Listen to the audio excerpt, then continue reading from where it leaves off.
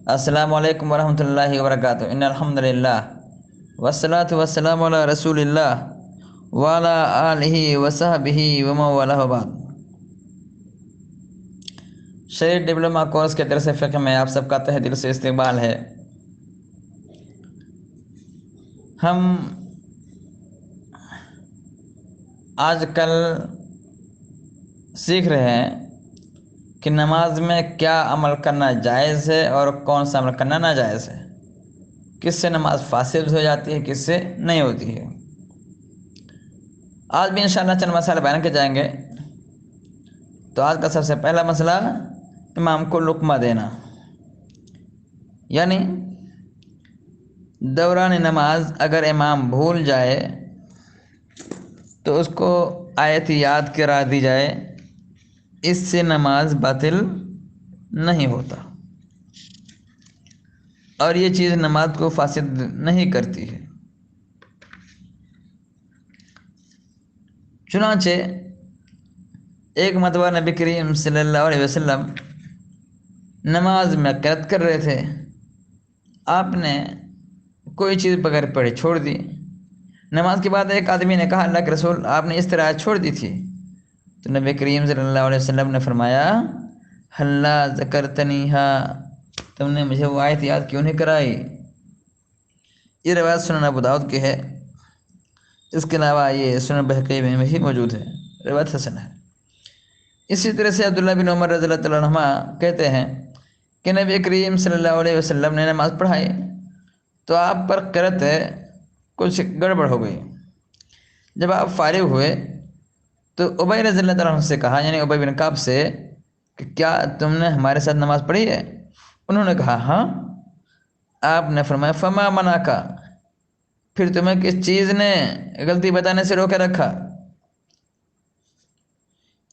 یہ روایت بھی سنن ابو داؤد ہی کی ہے اور صحیح ابن حبان میں بھی موجود ہے۔ اسی طرح سے انس رضی اللہ تعالیٰ عنہ کہتے ہیں کہ ہم نبی کریم صلی اللہ علیہ وسلم کے زمانے میں اماموں کو لقمہ دیا کرتے تھے۔ تو اس طرح سے کہ بے شمار روایت ہیں جس سے ثابت ہوتا ہے کہ امام کو لقمہ دینا درست ہے، اس سے کوئی حرج نہیں ہے۔ اسی طرح سے جو آج کا دوسرا مسئلہ ہے وہ یہ ہے کہ دوران نماز آسمان کی جانب نگاہ اٹھانا یہ منع ہے، یعنی نماز پڑھتے ہوئے آسمان کو دیکھنا درست نہیں ہے۔ چنانچہ ابو ہریرہ رضی اللہ عنہ سے روایت ہے کہ نبی کریم صلی اللہ علیہ وسلم نے فرمایا، لَيَنْتَهِيَنَّ أَقْوَامٌ يَرْفَعُونَ أَبْصَارَهُمْ إِلَى السَّمَاءِ فِي الصَّلَاةِ، لوگ حالت نماز میں اپنی نظریں آسمان کی طرف اٹھانے سے باز آ جائیں۔ آگے پھر آپ نے مزید کہا کہ اگر ایسے نہ ہوا تو ان کی نظروں کو یقیناً اچک لیا جائے گا۔ تو یہ روایت صحیح مسلم کی ہے، مسند احمد میں بھی یہ روایت موجود ہے۔ کیا پتہ چلا کہ دوران نماز آسمان کو دیکھا نہیں جا سکتا، نگاہ سجدے کی جگہ پر ہونی چاہیے، آسمان کی جانب نہیں ہونی چاہیے، یہ غلط عمل ہے۔ اسی طرح سے تیسرا مسئلہ، اگر انسان نماز پڑھ رہا ہے تو اس کے سامنے سے گزرنا منع ہے، اور کچھ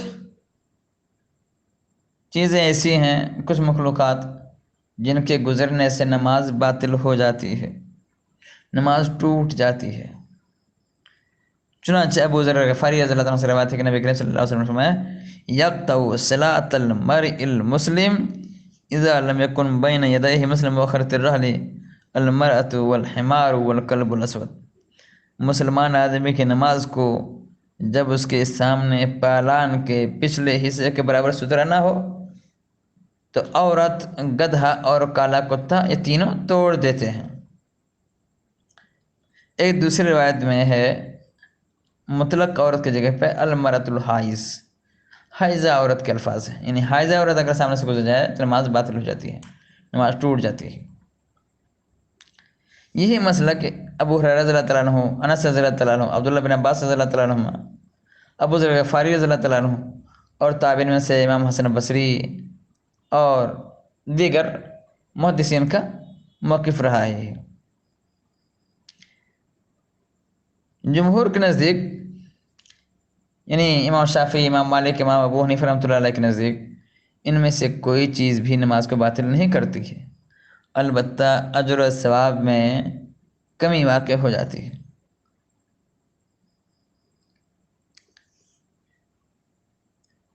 آج کے دن کا چوتھا مسئلہ کہ نماز میں ادھر ادھر جھانکنا منع ہے۔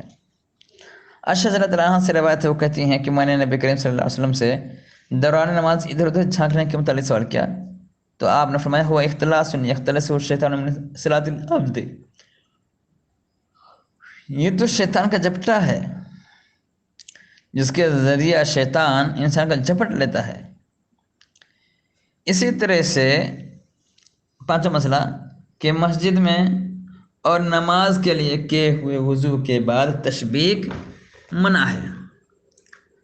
چنانچہ ابو سعید خدری رضی اللہ عنہ سے روایت ہے کہ نبی کریم صلی اللہ علیہ وسلم نے فرمایا اذا کان احدکم فی المسجد فلا یشبکن فإن تشبیک من الشیطان، جب تم میں سے کوئی مسجد میں ہو تو اپنے ہاتھوں کو تشبیک نہ دے کیونکہ تشبیک شیطان کی طرف سے۔ یہ تشبیک کون سی چیز ہے؟ تشبیک ہوتا ہے، یہ تشبیک کہتے ہیں کہ ایک ہاتھ کی انگلیوں کو دوسرے ہاتھ کی انگلیوں میں مضبوطی سے داخل کر لینا، تو ایک ہاتھ کی انگلیاں دوسرے ہاتھ کی انگلیوں میں ڈال دینا، تو مسجد میں ایسا کرنا منع ہے کسی بھی ٹائم۔ اور اسی طرح سے اگر آپ نے نماز پڑھنے کے لیے وضو کیا ہے تو وضو کے بعد بھی تشبیک منع ہے۔ اسی طرح سے روایت کعب بن عجرہ رضی اللہ عنہ سے ہے کہ آپ نے فرمایا نبی کریم صلی اللہ علیہ وسلم نے اذا توضأ احدکم ثم خرج عامدا الى المسجد فلا يشبكن بين يديه فإنه في الصلاة، جب تم میں سے کوئی وضو کرے پھر مسجد کی طرف جانے کے لیے نکلے تو اپنے ہاتھوں کو تشبیک نہ دے کیونکہ وہ بلا شبہ نماز میں ہے۔ اسی طرح اگلا مسئلہ ہے کہ نماز میں سجدہ گاہ سے کنکریاں ہٹانا یہ بھی غیر مناسب طرز عمل ہے، نبی کریم صلی اللہ علیہ وسلم نے اس سے منع کیا ہے۔ آپ نے فرمایا اذا قام احدکم فی الصلاۃ فلا یمسح الحصی فإن الرحمۃ تواجهه، جب تم میں سے کوئی شخص نماز ادا کر رہا ہو تو سجدہ گاہ سے کنکریوں کو مت ہٹائے کیونکہ اس وقت رحمت اس کے سامنے ہوتی ہے۔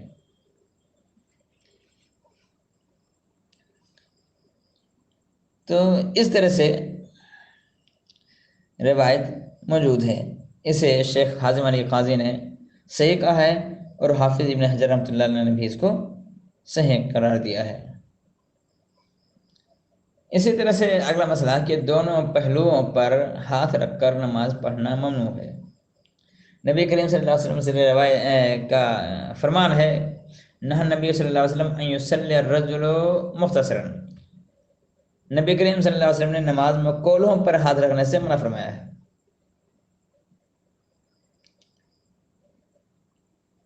اسی طرح سے نماز میں قنوت نازلہ پڑھنا مشروع ہے۔ قنوت نازلہ کیسے کہتے ہیں؟ مصیبت اور آزمائش کے وقت کی جانے والی جو دعا ہوتی ہے اس کو قنوت نازلہ کہا جاتا ہے۔ تو قنوت نازلہ درست ہے نماز میں، وتر میں بھی اور فجر میں بھی۔ چنانچہ نبی کریم صلی اللہ علیہ وسلم سے اس کے ثبوت ملتے ہیں۔ انس رضی اللہ عنہ سے روایت ہے، وہ کہتے ہیں کہ جب مشرکین نے 70 قرہ صحابہ کرام کو شہید کر دیا تو قنت نبی صلی اللہ علیہ وسلم شہرا یدعولیہم، نبی کریم صلی اللہ علیہ وسلم نے مسلسل 1 ماہ قنوت نازلہ فرمائی جس میں آپ ان قاتل مشرکوں پر بد دعا کرتے رہے۔ اس طرح کی ایک اور روایت ہے صحیح بخاری میں انس رضی اللہ عنہ سے ہی سے مروی کہتے ہیں کان القنوت فی المغرب والفجر، یہ قنوت نازلہ نماز مغرب اور نماز فجر میں ہوتی تھی۔ کیا پتہ چلا کہ نماز مغرب میں بھی قنوت پڑھی جا سکتی ہے۔ ابو ہریرہ رضی اللہ تعالیٰ عنہ کی روایت ہے، کہتے ہیں وہ اللہ کی قسم میں تمہارے قریب وہ نماز ادا کروں گا جو نبی کریم صلی اللہ علیہ وسلم کی نماز ہے۔ چنانچہ وہ کہتے ہیں راوی ان کے شاگرد ابو ہریرہ رضی اللہ عنہ کے، فکان ابو ہریرہ یقنط فی الظہر والعشاء الاخر وصلاۃ الصبح ویدعو للمؤمنین ویلعن الکفار۔ ابو ہریرہ رضی اللہ تعالیٰ عنہ ظہر کی نماز میں، عشاء کی نماز میں، فجر کی نماز میں قنوت کرتے تھے، جس میں مومنوں کے لیے دعا کرتے اور کافروں پر لعن کرتے تھے۔ اس طرح سے وتر کی نماز میں، ظہر کی نماز میں، عشاء کی نماز میں، فجر کی نماز میں قنوت کا ثبوت ملتا ہے۔ یہ قنوت نازلہ کب پڑھی جائے گی؟ عبداللہ بن عباس رضی اللہ عنہ سے روایت ہے کہ نبی کریم صلی اللہ علیہ وسلم نے قنوت نازلہ کب پڑھی ہے؟ قنات رسول اللہ بعد الرکوع شہرن، نبی کریم صلی اللہ علیہ وسلم نے مسلسل 1 ماہ رکوع کے بعد قنوت فرمائی ہے۔ تو قنوت نازلہ پڑھنے کا ٹائم یا پڑھنے کا وقت رکوع کے بعد ہے۔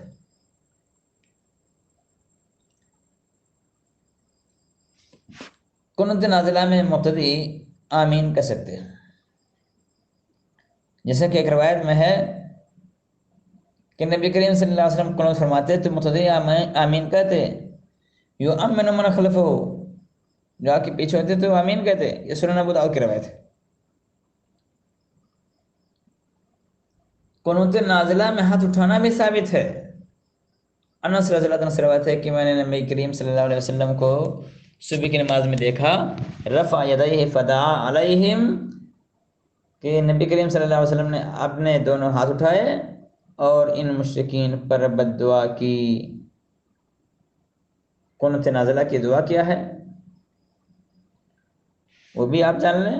قنوت نازلہ کی الگ الگ دعائیں بھی منقول ہیں، ان میں سے ایک دعا ہے کہ اللہم اغفر لنا وللمؤمنین والمؤمنات والمسلمین والمسلمات وألف بین قلوبہم وأصلح ذات بینہم وانصرهم على عدوك وعدوهم اللهم لعن كفرة أهل الكتاب الذين يصدون عن سبيلك ويكذبون رسلك ويقاتلون أولياءك اللهم خالف بين كلمتهم وزلزل أقدامهم وأنزل بهم بأسك الذي لا ترده عن القوم المجرمين۔ اس کے علاوہ بھی نبی کریم صلی اللہ علیہ وسلم سے دعائیں منقول ہیں۔ نبی کریم صلی اللہ علیہ وسلم مسلمان قیدیوں کے نام لے لے کر ان کی نجات کے لیے بھی دعائیں مانگا کرتے تھے، جیسا کہ صحیح بخاری کی روایت ہے۔ تو اس میں کوئی مخصوص دعا متعین نہیں ہے، بلکہ ہر ایسی دعا پڑھی جا سکتی ہے جس سے یہ مقصد حاصل ہو جائے۔ تو آج کے دن بس اتنا ہی، انشاءاللہ باقی مسائل نماز کے ہم اگلے دروس میں پڑھیں گے۔ وآخر دعوانا الحمدللہ رب العالمین، والسلام علیکم ورحمۃ اللہ وبرکاتہ۔